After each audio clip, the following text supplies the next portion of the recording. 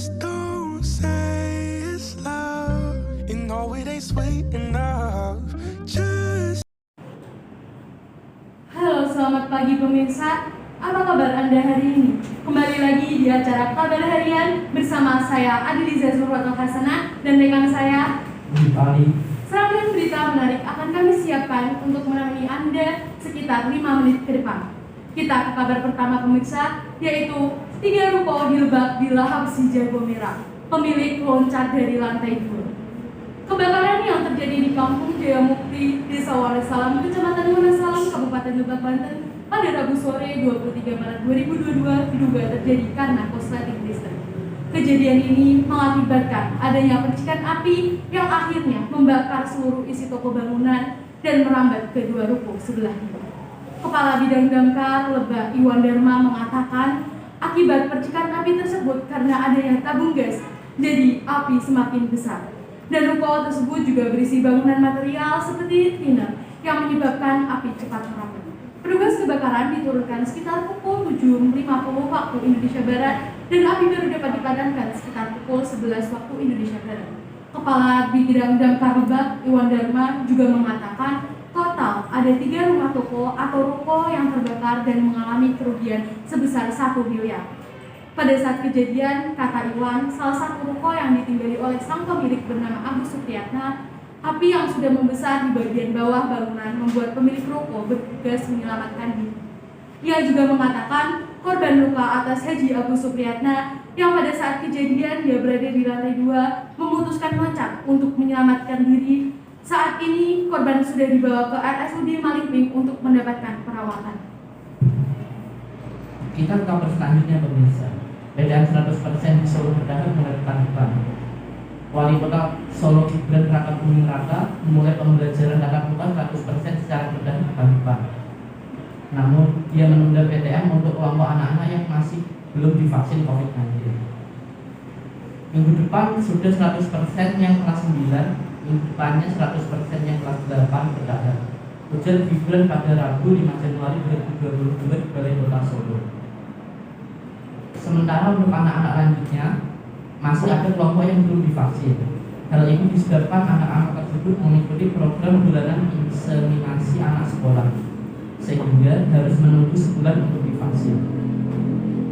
Menurutnya, pelaksanaan PTM 100% tetap dimulai bertahap sambil memantau situasi. Namun, dia menegaskan PTM 100% bakal berlangsung penuh pada Februari 2022. Februari sebelumnya 100%, itu vaksinasi sudah selesai. Karena harus menunggu vaksinasi selesai, kasihan yang kecil-kecil. Kita ingin yang lebih aman saja.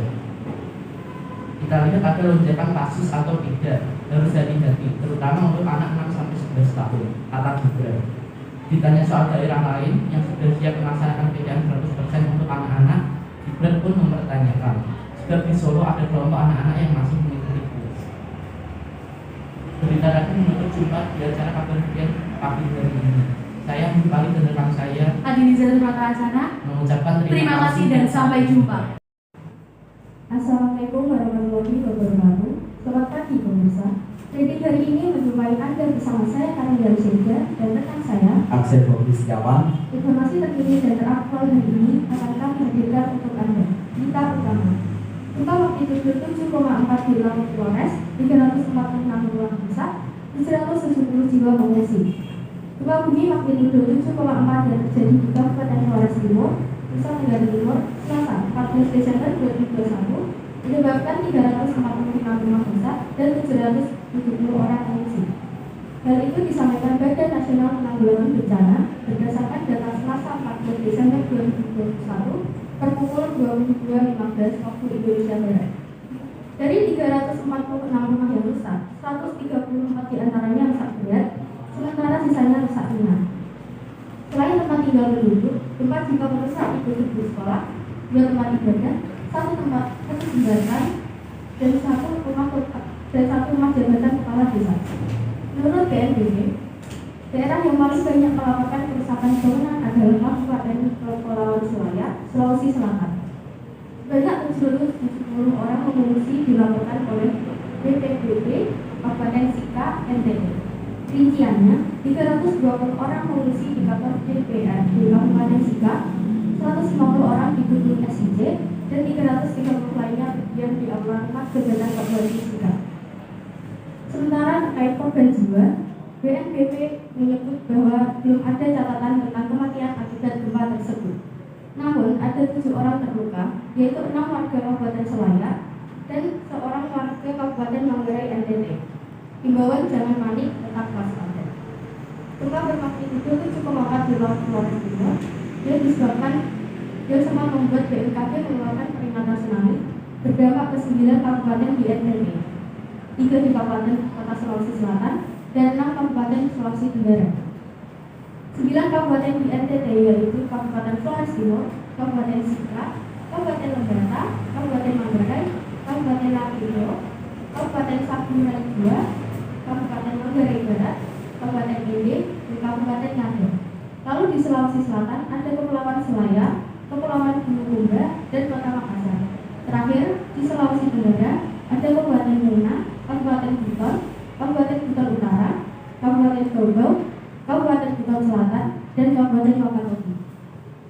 Sampai Selasa malam, BMKG tercatat 120 kali gempa susulan atau aftershock dan beberapa kali bermagnitudo lebih dari 5, yaitu magnitudo 5,6 pada pukul 10.41 waktu Indonesia Barat, magnitudo 5,5 pada pukul 10.47 waktu Indonesia Barat, magnitudo 5,0 pada pukul 12.46 waktu Indonesia Barat, magnitudo 5,4 pada pukul 15.31 waktu Indonesia Barat, dan magnitudo 5,2 pada pukul 15.57 waktu Indonesia Barat. Terkait gempa tersebut, PLT Kepala Pusat Data Informasi dan Komunikasi Kebencanaan BNPB Abdul Muhairi menghimbau warga khususnya di wilayah yang terdampak gempa untuk tidak panik dan tetap waspada. Pemirsa, Manchester City catatkan rekor kemenangan terbanyak di Liga Inggris. Manchester City semakin menunjukkan keperkasaannya dalam persaingan perebutan gelar juara Liga Inggris usai berhasil meraih kemenangan meyakinkan atas Newcastle dengan skor 4 gol tanpa balas pada akhir pekan lalu. Dalam laga yang digelar di Stadion James Park tersebut, City berpestafel ke gawang Newcastle melalui aksi Ruben Dias pada menit ke-5 dan Casemiro pada menit ke-27, Riyad Mahrez pada menit ke-63, dan Raheem Sterling yang berhasil menutup estafet timnya di menit ke-82. Kemenangan tersebut semakin mengukuhkan Citizen. Julukan Manchester City di puncak klasemen sementara Liga Inggris dengan torehan 44 poin. Unggul 3 angka dari Liverpool yang tertahan 2-2 di markas Tottenham Hotspur pada hari yang sama. Hasil tersebut juga turut memecahkan rekor baru kemenangan terbanyak dalam sejarah Liga Inggris. The Citizen telah mencatatkan 34 kemenangan dari 42 pertandingannya di Liga Inggris pada tahun 2021. City mampu unggul dari Liverpool yang pernah menorehkan dengan 33 kemenangan pada 1982. Selain itu, Manchester City juga sukses mencatatkan 106 gol di Liga pada 2021. The Citizen menjadi tim yang paling produktif dalam setahun kalender, sekaligus merupakan rekor baru Premier League sejak 1992. Pemirsa, informasi tadi mengakhiri perjumpaan kita hari ini. Saya Asep Setiawan, rekan saya Aminda Rizaidah pamit undur diri. untuk kesekian dan terima kasih. Sekian dan terima kasih. Wassalamualaikum warahmatullahi wabarakatuh. Assalamualaikum warahmatullahi wabarakatuh. Selamat pagi pemirsa. Bersama saya Alfeda Zara dan rekan saya Cesar akan menemani pagi hari Anda dengan sejumlah berita yang kami rangkum pada liputan pagi. Berita pertama akan dibawakan oleh rekan saya. Silakan Cesar. Banjir melanda desa Galumpangan, Kecamatan Dago Pengen, Kabupaten Toli, Sulawesi Tengah. Akibatnya 10 rumah warga di desa tersebut hanyut terbawa arus banjir. Rabu dini hari tadi 23 Maret 2022 sekitar pukul 3 WIB. Kepala Bidang Logistik dan Kedaruratan Badan Penanggulangan Bencana Daerah Provinsi Sultan Andi sendiri mengatakan intensitas hujan yang tinggi mengakibatkan debit air meningkat di di sungai yang berada di desa Galumbangan. Akibat ketidakmampuan sungai tersebut menampung debit air mengakibatkan air meluap dan menyebabkan banjir di desa Galumbangan. Sebanyak 10 rumah warga yang hanyut merupakan rumah semi permanen berdinding kayu maupun permanen berdinding tembok beton. Rumah tersebut hanyut terbawa arus banjir beserta perlengkapan rumah yang ada di dalamnya. Para pemilik rumah tidak dapat menyelamatkan semua barang-barang berharga yang ada di dalamnya. Beruntung semua pemilik rumah dan anggota keluarga yang berada di dalamnya berhasil menyelamatkan diri. Saat ini warga yang panik akibat banjir keluarga yang terjadi ditambah hujan yang masih mengguyur. Selain itu, listrik padam dan air masih menggenangi rumah penduduk, ujarnya. Selain menghanyutkan 10 unit rumah, banjir tersebut juga menyebabkan jalan trans yang menghubungkan Kabupaten Toli-Toli dengan Kabupaten Buol putus. Andi mengatakan ini warga desa Galumbangan memilih mengungsi ke rumah kerabat yang tidak terdampak banjir. Sekarang warga yang sangat membutuhkan bantuan air bersih untuk kebutuhan mandi, cuci, kakus, minum maupun memasak. Saat ini tim reaksi cepat BPBD Banggai terus melakukan pendataan korban jiwa dan infrastruktur yang terdampak banjir tersebut dan berkoordinasi dengan aparat desa setempat terkait penanganan bencana yang terjadi. Tambahnya, ia menghimbau masyarakat setempat agar tetap waspada dan selalu siap siaga mengantisipasi bencana serupa yang dapat terjadi sewaktu-waktu agar tidak ada korban jiwa. Berita selanjutnya akan disampaikan oleh rekan saya. Silakan Pak Fede. Gempa bumi magnitudo 7,4 yang terjadi di Kabupaten Flores Timur, Nusa Tenggara Timur, Selasa 14 Agustus 2021 pukul 10:15 waktu Indonesia Barat, menyebabkan 346 rumah rusak dan 770 orang mengungsi. Dari 346 rumah yang rusak, 134 diantaranya rusak berat, sementara sisanya rusak ringan. Selain tempat tinggal penduduk, gempa juga meledak 3 gedung sekolah, 2 tempat ibadah, 1 rumah jabatan kepala desa, dan 1 pelabuhan. Sebanyak 770 orang pengungsi dilaporkan oleh PPBD Kabupaten Sika, NTT. Rinciannya 320 orang mengungsi di kantor DPRD Kabupaten Sika, 150 orang di gedung SIC, dan 330 lainnya berdiam di aula ramah jabatan Bupati Sika. Sementara terkait korban jiwa, BNPB menyebut bahwa belum ada catatan tentang kematian akibat gempa tersebut. Namun, ada 7 orang terluka, yaitu 6 warga Kabupaten Selayar dan 1 Kabupaten Manggarai, NTT. Imbauan jangan panik, tetap waspada gempa bermagnitudo 7,4 di Flores Timur dan sempat membuat BMKG mengeluarkan peringatan tsunami.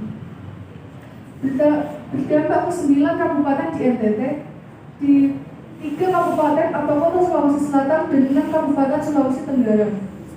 Terkait gempa tersebut, PLT Kepala Pusat Data Informasi dan Komunikasi Kebencanaan BNPB Abdul Muharim mengimbau warga khususnya di wilayah yang terdampak gempa untuk tidak panik tetapi tetap waspada. Sekian berita yang dapat kami sampaikan diliburkan pagi ini. Tetap jaga kesehatan dan tetap lindungi diri dengan menggunakan masker.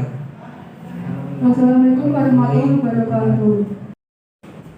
Selamat pagi Bina, bagaimana kabarmu hari ini? Selamat pagi, Febi. Selamat pagi, Febi. Alhamdulillah baik. Bagaimana dengan Anda? Tentu saja baik. Bagaimana? Sudah siapkah umur kita untuk pagi ini? Ya siap, Namun kita sapa dulu teman-teman yang ada di sini. Selamat pagi teman-teman. Selamat bergabung kembali pada liputan pagi ini bersama saya, Ayudhya Devina Azhara, dan rekan saya, Muhammad Rifki dan Walid Hussein. selama 30 menit ke depan, kami akan mengeluarkan beberapa berita terhangat yang terjadi di tanah air ini. Berita pertama adalah tidak ada jurusan IPA, IPS, Bahasa di SMA pada kurikulum Merdeka.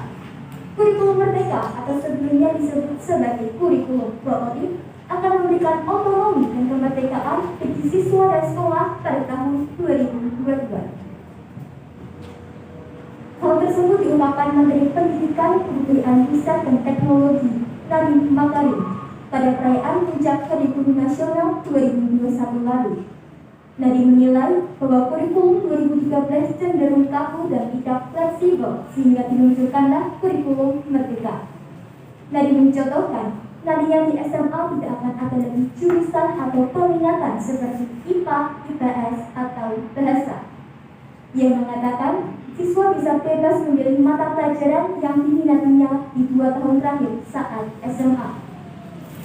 Adapun kurikulum Merdeka dapat dimulai digunakan di tahun ajaran 2022-2023. Sekolah juga tidak akan dipaksakan untuk mengikuti kurikulum itu, namun diberi kebebasan untuk memilih kurikulum yang sesuai kesiapannya. Tujuan dari kurikulum ini adalah pemulihan pembelajaran dari learning loss akibat pandemi COVID-19. Nadiem juga mengatakan, kurikulum Merdeka dengan cara yang sederhana dan fleksibel akan membuat siswa lebih aktif. Sebab jenis-jenis aktivitas yang ada dalam kurikulum ini lebih relevan dan banyak memberikan ruang untuk tugas berbasis proyek atau project based. Berita selanjutnya datang dari Kemenkes yakin kasus corona RI turun hingga bulan Ramadan. Beberapa hari terakhir, tren kasus COVID-19 di Indonesia terus menurun. Kementerian Kesehatan RI, Siti Nadia Tarmizi, mengatakan bahwa dia yakin tren penurunan angka kasus positif COVID-19 bisa bertahan hingga bulan Ramadan mendatang pada hari Minggu tanggal 20 bulan 3 2022. Nadia menjelaskan apabila nanti tren penurunan kasus bertahan, maka bisa jadi masyarakat diperbolehkan untuk mudik saat lebaran nanti. Namun, dia mengatakan kebijakan mudik bergantung pada laju perkembangan penularan virus. Nadia juga menjelaskan kebijakan untuk Ramadan dan mudik masih terus disesuaikan dengan perkembangan tren laju penularan.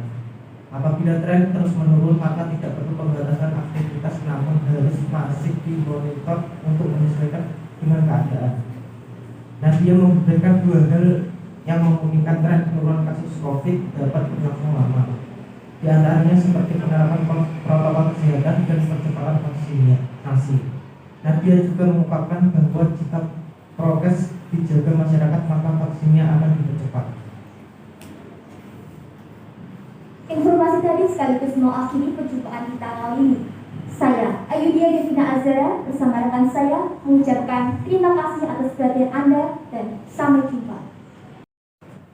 Assalamualaikum warahmatullahi wabarakatuh. Selamat pagi.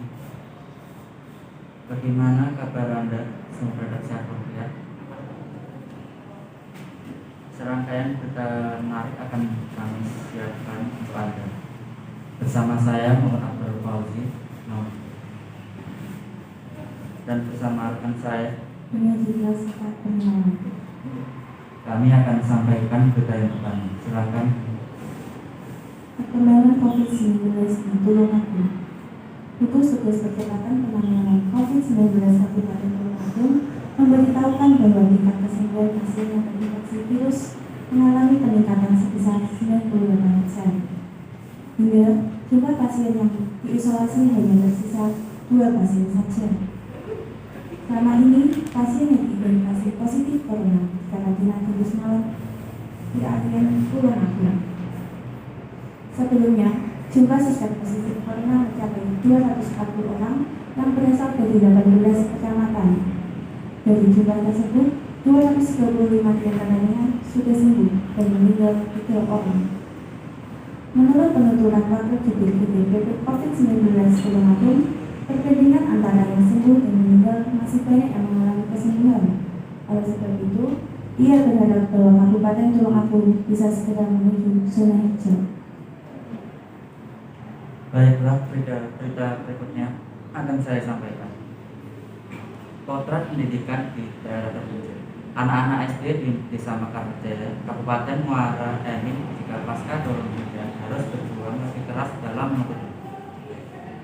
Mereka harus berjalan kaki tanpa menggunakan sepatu dalam kondisi lumpur dan becek dengan jarak tempuh mencapai 5 km untuk belajar di sekolah dan mencapai cita-cita mereka. Selain akses jalan yang rusak, kondisi juga sangat mengkhawatirkan. Minimnya pelajar di wilayah desa tersebut ditambah bangunan kelas dan dalam kondisi rusak, membuat sejumlah siswa sekolah dasar negeri 12 ini terpaksa digabung dengan siswa kelas lain. Hingga kini sarana saat ini seperti kelas yang rusak dan perpustakaan yang kurang buku. Selain itu, sekolah ini hanya mempunyai tenaga pengajar 8 orang. Menurut pihak sekolah, mereka sudah sering melaporkan kondisi sekolahnya ini ke Dinas Pendidikan Kabupaten 4 tahun. Namun sampai saat ini belum ada perhatian sedikit pun dari pemerintah setempat.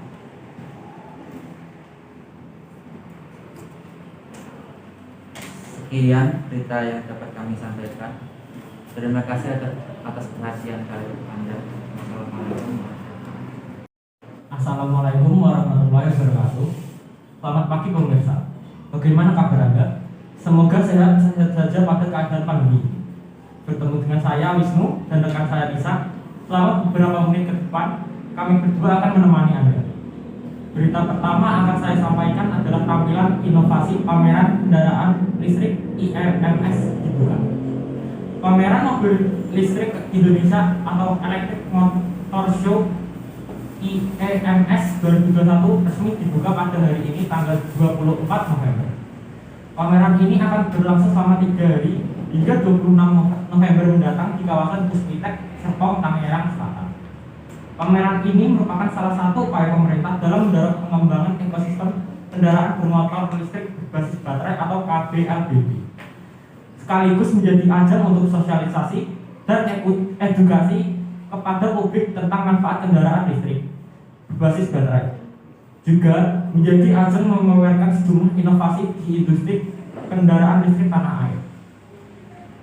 Ini juga merupakan salah satu upaya kita untuk memberikan stimulus, memberikan semangat bagi kita untuk bergerak lebih cepat lagi, untuk lebih concern lagi menuju elektrifikasi, kata Kepala Staf Presiden Muldoko saat membuka IEMS 2021 di Tangerang Selatan, Rabu 24 November.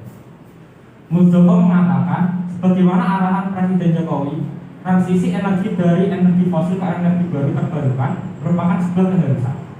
Oleh karena itu, penggunaan kendaraan listrik untuk transportasi jalan adalah hal yang tidak bisa ditunda. Dukungan, riset, dan inovasi sangat penting untuk memastikan Indonesia bukan hanya menjadi pasar di tengah kekuatan produksi KBLBB di dunia. Baik, terima kasih Wisnu. Berita selanjutnya akan saya sampaikan yaitu gempa bumi Lombok. Gempa bumi berkekuatan 7 skala kembali mengguncang Lombok. Warga panik dan menyelamatkan diri ke dataran tinggi karena ada informasi peringatan dini tsunami. Kepanikan melanda warga setelah gempa bumi kembali mengguncang Lombok Utara. Nusa Tenggara Barat, jalan dipenuhi kendaraan yang hendak menuju ke arah dataran yang lebih tinggi karena gempa dikabarkan berpotensi tsunami. Gempa bumi berkekuatan 7,0 skala mengguncang Lombok Utara pada pukul 18.46 waktu Indonesia Tengah. Gempa terjadi 15 km barat Lombok Timur dengan kedalaman 15 km. Gempa yang mengguncang Lombok mengubah warga panik dan berhamburan keluar rumah. Listrik yang mati total semakin menambah kepanikan. Informasi peringatan dini tsunami juga dikeluarkan pihak BMKG yang membuat warga langsung berinisiatif mengungsi ke dataran tinggi.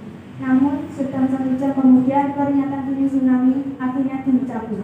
Menurut data dikeluarkan pihak BMKG, selain merupakan bangunan Gempa juga menyebabkan engkau terpantau naik ke 3 wilayah yaitu dari Lombok Utara dan penentuan hingga Sumbawa yang membuat Lombok Barat. Sementara hingga berita ini diturunkan gempa susulan masih terus terjadi. Berita tadi menurut acara seputar pada pagi ini saya Melody Saputra dan rekan saya mengucapkan terima kasih dan sampai jumpa. Halo, selamat pagi pemirsa. Apa kabar hari ini? Semoga tetap sehat dan terus bersemangat. Kami akan menyampaikan serangkaian berita di tanah air yang siap menyapa topik Anda. Bersama saya, Jenderal Febrianti. Dan Rindra Damar. Inilah liputan pagi. Oke, kami akan buka berita yang pertama. Cuaca buruk, daerah Pamekasan ditetapkan status waspada banjir. Status waspada banjir ditetapkan di Pamekasan, Jawa Timur akibat semakin tingginya permukaan air di Sungai Kali Semajid yang selama ini sering meluap dan menyebabkan banjir. Pada hari Sabtu, 19 Maret 2022, Koordinator Tim Reaksi Cepat BPBD Pemkab Pamekasan Budi Cahyono mengatakan bahwa selain permukaan air sungai semakin tinggi, juga dikarenakan saat ini kondisi air laut sedang pasang. Berdasarkan hasil pantauan lapangan, arus air di Sungai Kali Semajid Pamekasan hingga pukul 10:15 waktu Indonesia Barat terpantau semakin deras dan genangan semakin tinggi. Sejak Sabtu malam, BPBD Pamekasan sudah menetapkan status waspada banjir. Warga yang tinggal di sepanjang aliran sungai diminta untuk meningkatkan kewaspadaan dan mengangkasi barang-barangnya dan pergi ke tempat yang lebih aman. Karena pada sekitar pukul 10:25 waktu Indonesia Barat, air sudah mulai meluap. Air sungai yang meluap saat ini yaitu di bagian barat sungai di Kelurahan Patemon. Luapan air di Sungai Pamekasan ini terjadi akibat hujan deras yang disertai dengan angin kencang yang mengguyur wilayah itu sejak sekitar pukul 4 sore hingga 9 malam waktu Indonesia Barat. Banyak pepohonan tumbang dan sejumlah aliran listrik terputus. Salah satunya seperti di Desa Bulai, Kecamatan Galis, Pamekasan. Berita selanjutnya ada berita yang menarik nih yang akan disampaikan oleh rekan saya. Silakan Rindra. Aksi pawang hujan Mandalika tarik perhatian netizen dunia. Ada yang menarik dari gelaran MotoGP yang diadakan di sirkuit Mandalika beberapa waktu yang lalu. Pawang hujan Rara Estiani Wulandari atau yang akrab biasa dipanggil Mbak Rara menunjukkan aksinya saat sebelum gelaran MotoGP dilaksanakan. Mbak Rara berjalan di sirkuit melakukan ritualnya di tengah guyuran hujan. Hal ini ternyata menarik perhatian dunia. Beragam komentar dari media ditunjukkan oleh netizen baik dalam negeri maupun luar negeri. Kearifan lokal negara kita selalu menarik perhatian dunia. Pemirsa, informasi tadi mengakhiri perjumpaan kita hari ini. Saya Jenderal Febrianti dan Rindra Damar pamit undur diri. Selamat pagi, salam sehat, sampai jumpa. Selamat pagi pemirsa, apa kabar Anda hari ini?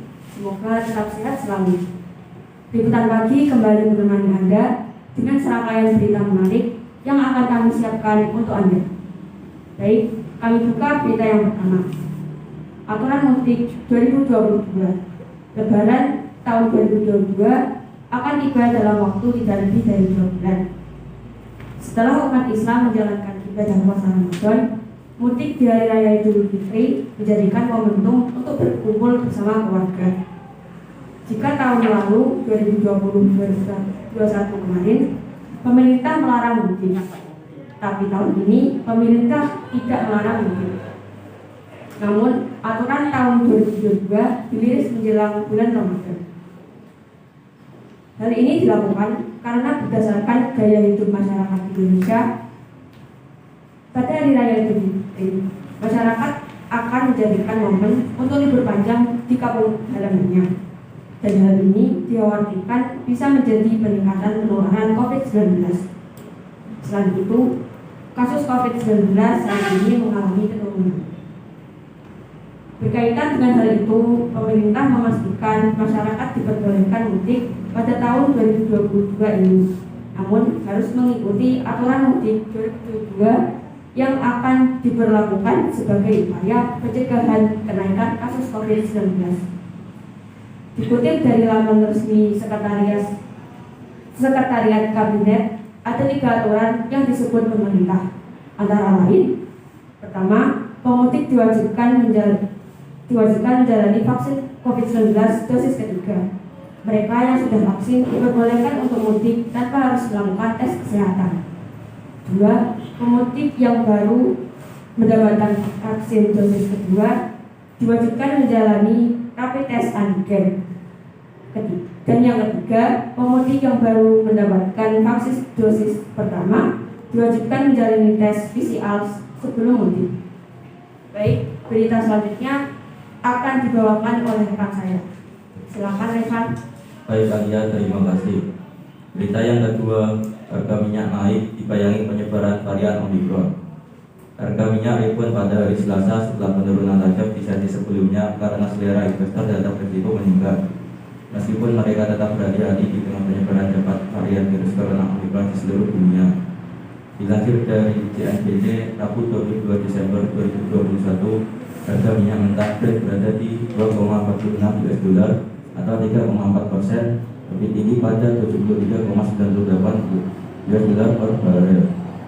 Sementara minyak mentah West Texas Intermediate WTI Amerika Serikat naik 2,51 US$ atau 3,66% menjadi menetap di 71,12 US$ per barel. Setelah beberapa hari yang sulit, harga minyak mentah rebound karena sebagian besar kekhawatiran COVID telah diperhitungkan, kata Edward Moya, analisis senior di OANDA. Negara-negara di seluruh Eropa sedang mempertimbangkan pembatasan baru pada pergerakan karena varian Omicron yang bergerak cepat menyambut dunia beberapa hari sebelum Natal, melemparkan rencana perjalanan ke dalam kekacauan dan pasar keuangan yang mengerikan. Infeksi Omicron berlipat ganda dengan cepat di seluruh Eropa, Amerika Serikat, dan Asia, termasuk di Jepang, di mana satu kluster di pangkalan militer telah berkembang menjadi setidaknya 180 kasus. Ini adalah pasar pragmatis yang ingin menjadi bullish tetapi tak berani bantuan. Seperti yang terjadi pagi ini tidak akan bertahan lama, kata Thomas Berger, analisis minyak di Pialang London, BVM Oil Associates. Kenaikan kemungkinan akan terbatas dan lebih banyak pembatasan akan disambut dengan penjualan baru, tambahnya. Namun Moderna INC mengatakan pada hari Senin bahwa dosis booster vaksin COVID-19 tampaknya melindungi terhadap varian Omicron yang menyebar cepat dalam pengujian laboratorium, memberikan beberapa harapan kepada investor. Berita tadi sekaligus menutup perjumpaan kita di liputan pagi kali ini. Saya Revananda Mesih Saputra dan saya Faizal yang berita. Terima kasih dan sampai jumpa. Assalamualaikum warahmatullahi wabarakatuh. Selamat pagi pemirsa, kembali bersama saya Harana Sama dan rekan saya Tulisan Pikiran Mesih Saputra yang akan menyampaikan beragam topik menarik yang kami rangkum untuk mengabarkan berita-berita yang teraktual, tajam dan terpercaya yang kami rangkum dalam liputan pagi ini. Saudara, ruang informasi Anda pagi hari ini akan kami suguhkan dengan beberapa berita dari seputar Indonesia pagi ini. Gusti Pangeran Haryo Cokrohutomo hari tahta jadi Mangkunegoro 10.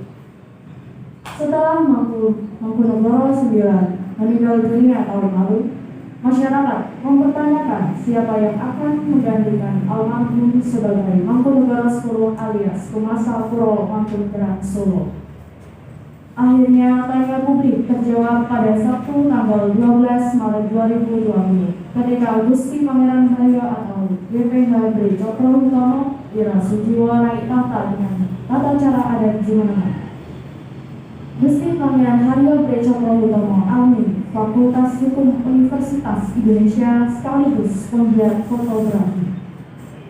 Ia putra bungsu dari pasangan Kanjeng Gusti Pangeran Adipati Aryo Mangkunegoro 9 dengan Gusti Kanjeng Putri Mangkunegoro 9.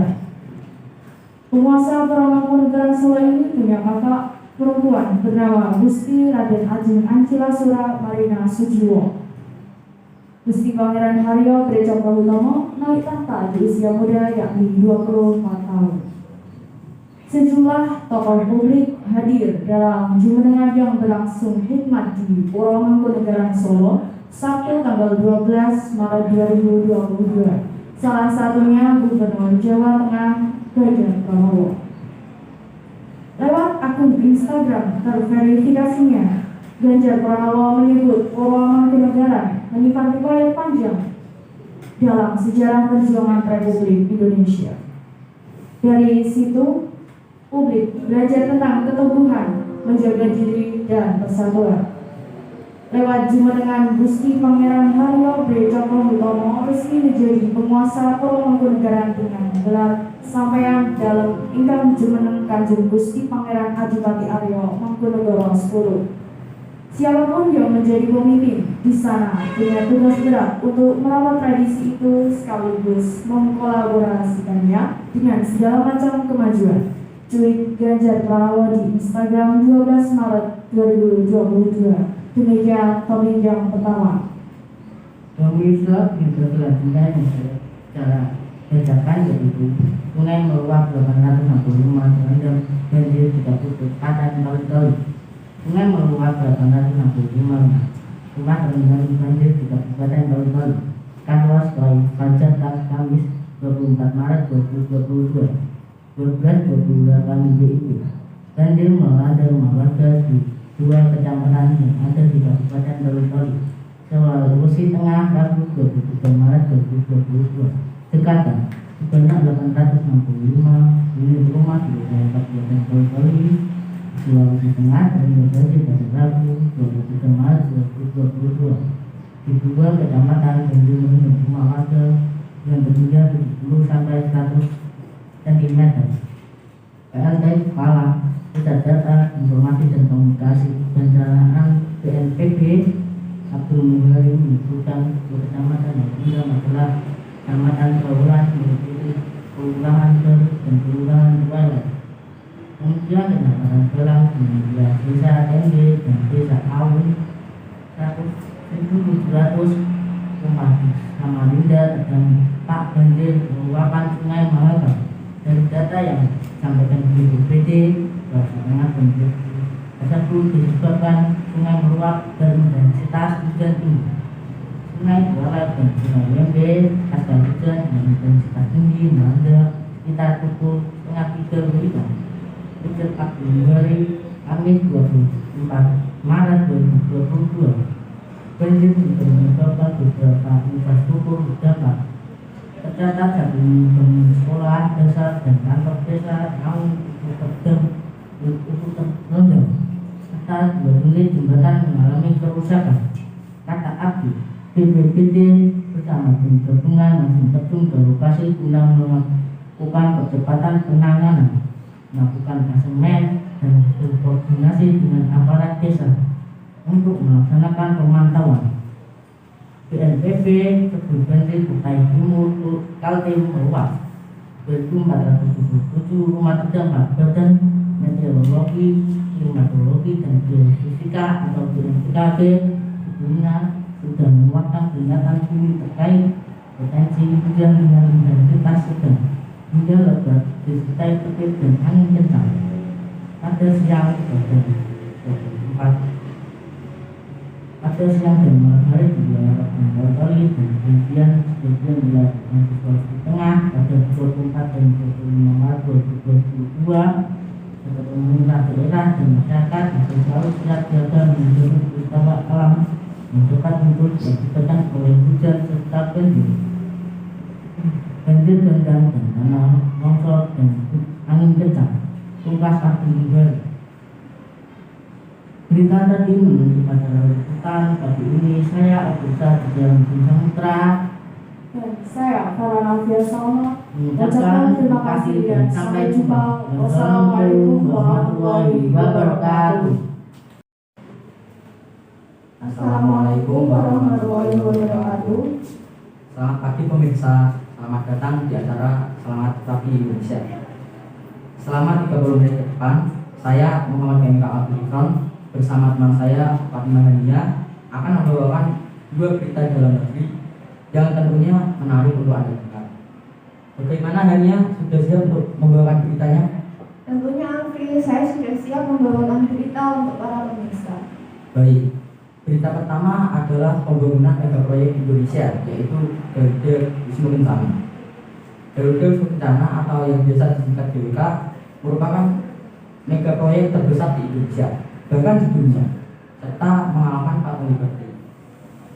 Patung tersebut menyerupai separuh badan Dewa Wisnu dan kepala burung Garuda. Patung tersebut dibuat dari lempengan besi setinggi 146 meter dan lebar bentang sayap Garuda sebesar 66 meter serta beratnya mencapai 4 ton. Patung ini diproyeksikan untuk mengikat tata ruang dengan jarak pandang mencapai 20 km sehingga dapat dilihat dari Kuta, Sanur, Nusa Dua hingga Tanah Lot. Patung tersebut dibangun sebagai simbol dari misi penyelamatan lingkungan dan dunia. Pembangunan patung GWK ini dicetuskan oleh Inyoman Warta yang merupakan seorang dosen teknik di Institut Teknologi Bandung. Pembangunan megaproyek tersebut sudah dilakukan sejak tahun 1997 dan diperkirakan selesai pada tahun 2005. Namun hingga kini proyek tersebut baru mencapai 2%. Hal tersebut karena adanya kendala pendanaan baik dari investor swasta maupun pemerintah. Proyek GWK ini kembali dibangun pada tahun 2013 dan selesai pada tahun 2018. Garuda Wisnu Kencana dibangun di atas bukit Pesatu, Kabupaten Bandung pada ketinggian 263 meter di atas permukaan laut dengan luas wilayah 250 hektar. Dari area Taman Budaya Garuda Wisnu Kencana, pengunjung dapat menikmati pemandangan kota Denpasar. Selain itu, GWK juga menjadi tempat pertunjukan tari kecak, sehingga menjadi tempat wisata yang sering dikunjungi. Berita kedua akan disampaikan oleh teman saya Fatimah Hania. Ya, terima kasih Alfi. Berita berikutnya datang dari kota Brebes. Banjir bandang kembali terjadi di Brebes, Jawa Tengah, Rabu 16 bulan Maret sore kemarin. 8 rumah warga desa Kutaman Dala, Kecamatan Tonjong, rusak akibat banjir dan 25 orang penghuninya mengungsi. Banjir terjadi setelah hujan deras yang mengguyur wilayah selatan Kabupaten Brebes sejak pukul 1 siang. Sekitar pukul 4 sore, cuaca itu membuat sungai Krukuk di desa Kutaman Dala, Kecamatan Tonjong meluap dan menerjang rumah-rumah warga. Selain merusak rumah, jalan desa ini juga putus panjang 250 meter. Badan jalan ini rusak tergerus derasnya arus saat banjir bandang. Untuk menangani para korban terdampak banjir, Camat Tonjong telah berkoordinasi dengan pihak BPBD termasuk dalam hal bantuan makanan dan penanganan pasca banjir. Baik pemirsa, itu saja yang akan kami sampaikan. Terima kasih atas perhatiannya. Mohon maaf jika ada salah kata. Wassalamualaikum warahmatullahi wabarakatuh. Assalamualaikum warahmatullahi wabarakatuh. Halo, selamat pagi pemirsa. Apa kabar hari ini? Semoga tetap sehat di tengah pandemi corona. Dan selamat bergabung kembali dengan saya Nabila Zainal Madani dan saya Dr. Karina. Dalam 10 menit ke depan kami akan membawakan sejumlah berita-berita terhangat. Berita pertama akan dibawakan oleh Fitri Akarina. Silakan Fitri. Berita pertama adalah dari dunia olahraga. Manchester City catatkan rekor kemenangan terbanyak di Liga Inggris. Manchester City semakin menunjukkan keperkasaannya dalam persaingan perebutan gelar juara Liga Inggris usai berhasil meraih kemenangan meyakinkan atas Newcastle dengan skor 4 gol tanpa balas pada akhir pekan lalu 19 Desember 2021. Dalam liga yang digelar di St. James Park tersebut, City berpesta gol gawang Newcastle melalui aksi Ruben Dias pada menit ke-5. Joao Cancelo pada menit ke-27. Riyad Mahrez dan Sterling yang berhasil menutup pesta gol timnya di menit ke-82. Kemenangan tersebut semakin mengukuhkan The Citizen Julukan Manchester City di puncak klasemen sementara Liga Inggris dengan torehan 44 poin, unggul 3 angka dari Liverpool yang bertahan 2-2 di markas Tottenham Hotspur pada hari yang sama. Hasil tersebut juga terus memecahkan rekor baru kemenangan terbanyak dalam sejarah Liga Inggris. The Citizen telah mencatatkan 24 kemenangan dari 42 pertandingannya di Liga Inggris pada tahun 2021. City mampu unggul dari Liverpool yang pernah menorehkan dengan 33 kemenangan pada 1982. Selain itu, Manchester City juga sukses mencatatkan 106 gol di Liga pada 2021. The Citizen menjadi tim yang paling produktif dalam tahun kalender, sekaligus merupakan rekor baru Premier League sejak 1992. Berita selanjutnya akan dibawakan oleh Naila Ramadhani. Silakan. Terima kasih Fitria. Berita kedua akan dibawakan oleh saya, yakni aksi pawang hujan diberikan MotoGP. Diguyur hujan deras menjelang balapan MotoGP, pawang hujan kembali diturunkan. Di tengah hujan deras, sang pawang kembali melakukan ritual dan membuat hujan deras. Di tengah hujan deras yang mengguyur sirkuit internasional Mandalika, Lombok Tengah, Nusa Tenggara Barat, para penonton dihebohkan dengan aksi pawang hujan yang tengah melakukan ritual. Pemandangan unik ini tampak ketika pawang hujan Rara Istiwandari melakukan ritualnya untuk menghentikan hujan di sirkuit Mandalika. Rara tampak membawa wadah seketika sumber warna emas dan terlihat membawa sebuah bawang dan cabai untuk ritual. Ia berjalan di depan pedok dan langsung menjadi tontonan pembalap dan kru. Percaya tidak percaya, pasca ritual hujan yang mengguyur sirkuit akhirnya mereda, dan panitia memutuskan untuk menggelar balapan pada pukul 16:15 waktu Indonesia bagian tengah. Sebelumnya, Rara mengaku telah diminta panitia untuk berdoa dan melakukan ritual untuk mengendalikan cuaca saat balapan berlangsung. Bukan hanya menolak hujan, Rara juga mengaku bisa memanggil hujan. Persoalan hujan deras menjadi masalah utama yang dihadapi sirkuit Mandalika. Sebelumnya, hujan deras juga mengguyur sirkuit saat balapan Superbike digelar beberapa waktu lalu. Sekian berita yang sudah kami sampaikan dari Lombok, Nusa Tenggara Barat. Saya Naila Ramadhani Dan saya Vita Karina mengabarkan. Wassalamualaikum warahmatullahi wabarakatuh. Assalamualaikum warahmatullahi wabarakatuh. Selamat pagi, bagaimana kabar kalian? Semoga kalian tetap sehat di masa pandemi. Saya Salsa Binka Kita dan rekan saya Dudo Mana Saputra akan menyampaikan berita tentang olahraga di Indonesia. Berita yang pertama akan saya sampaikan.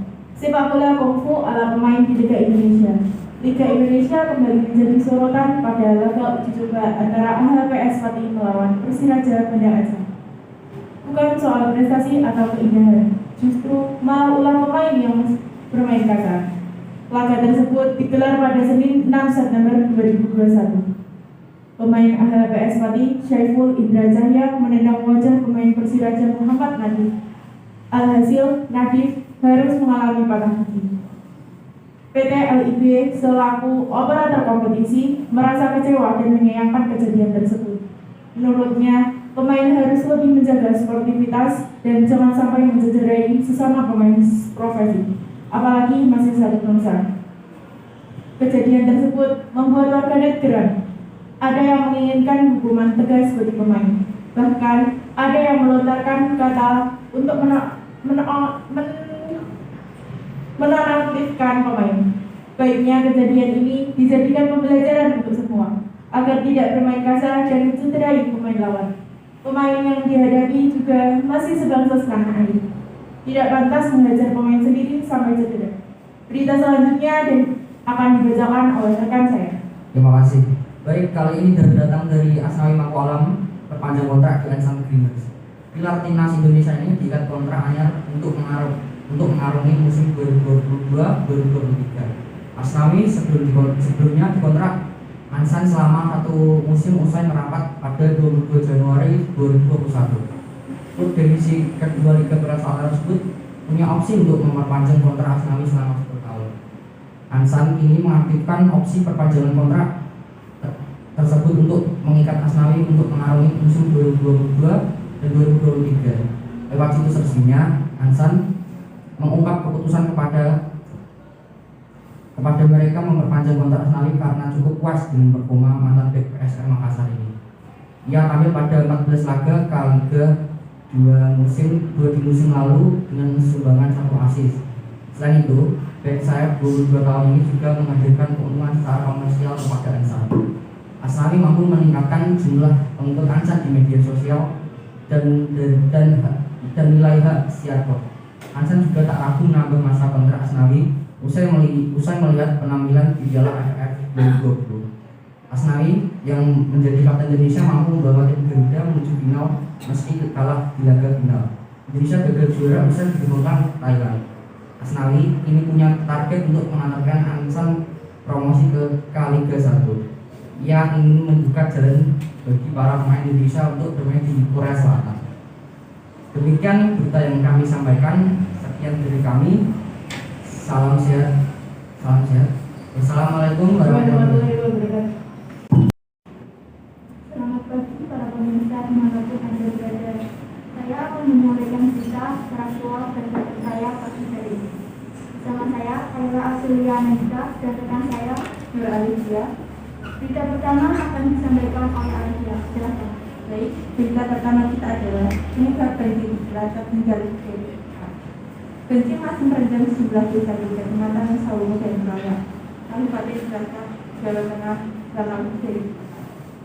Kepala Pelaksana Badan Penanggulangan Bencana Daerah atau BPBD Cilacap mengatakan, banjir disebabkan curah hujan yang tinggi sejak beberapa waktu terakhir. Akibatnya jumlah aliran sungai yang melintas di desa tersebut meluap.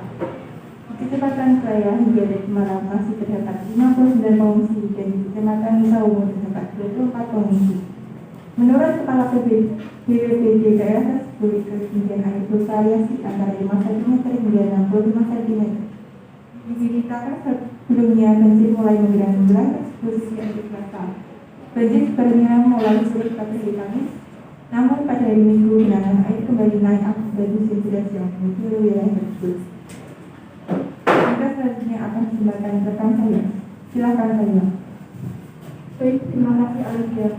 Berita selanjutnya adalah Asnawi Mangkualam memperpanjang kontrak di Ansan Junior. Asnawi Mangkualam resmi memperpanjang kontraknya di Ansan Junior. Timnas Indonesia ini diikat kontraknya untuk mengarungi musim 2022-2023. Asnawi sebelumnya dikontrak Ansan selama 1 musim usai merapat pada 22 Januari 2021. Klub divisi kedua Liga Beras Selatan tersebut punya opsi untuk memperpanjang kontrak Asnawi selama 1 tahun. Ansan kini mengaktifkan opsi perpanjangan kontrak tersebut untuk mengangkat Asnawi untuk mengarungi musim 2022-2023. Lewat situs resminya, Ansan mengungkapkan keputusan mereka memperpanjang kontrak Asnawi karena cukup puas dengan performa mantan bek PSM Makassar ini. Ia tampil dalam 14 laga Liga 2 musim lalu dengan sumbangan 1 assist. Selain itu, bek sayap 22 tahun ini juga menghadirkan keuntungan secara komersial kepada Ansan. Asnawi mampu meningkatkan jumlah pengikut Ansan di media sosial dan nilai hak siarkot. Ansan juga tak ragu menambah masa kontrak Asnawi usai melihat penampilannya di Piala AFF 2020. Asnawi yang menjadi kapten Indonesia mampu membawa tim Garuda melaju ke final. Meski di laga final, Indonesia gagal juara usai kemenangan Thailand. Karena kinerja dan apa yang menjadi buat dugaan, negosiasi pembaruan kontraknya memakan waktu sedikit lebih lama dan negosiasi hampir gagal. Asnawi menunjukkan performa yang lebih dari yang diharapkan. Ini pernyataan Ansan di situs resmi klub. Asnawi ini punya target untuk mengadakan Ansan promosi ke Liga 1, yakni membuka jalan bagi para pemain Indonesia untuk bermain di Korea Selatan. Saya ingin memberikan jasa yang baik bagi para pemain Indonesia untuk bermain ke luar. Untuk melakukan itu, saya akan membantu tim berpromasi dengan penampilan yang baik di musim 2022. Untuk Asnawi Fisik Resmi Amsan. Berita tadi sekaligus menutup acara kita pagi hari ini. Saya Kak Adelia Anita dan dengan saya kami undur diri.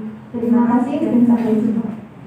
Assalamualaikum warahmatullahi wabarakatuh. Selamat pagi pemirsa, kembali lagi bersama saya Kalisa Dan saya Novia Janda di acara Seputar Indonesia untuk mengabarkan berita-berita yang teraktual dan terpercaya yang kami rangkum dalam Seputar Indonesia pagi ini.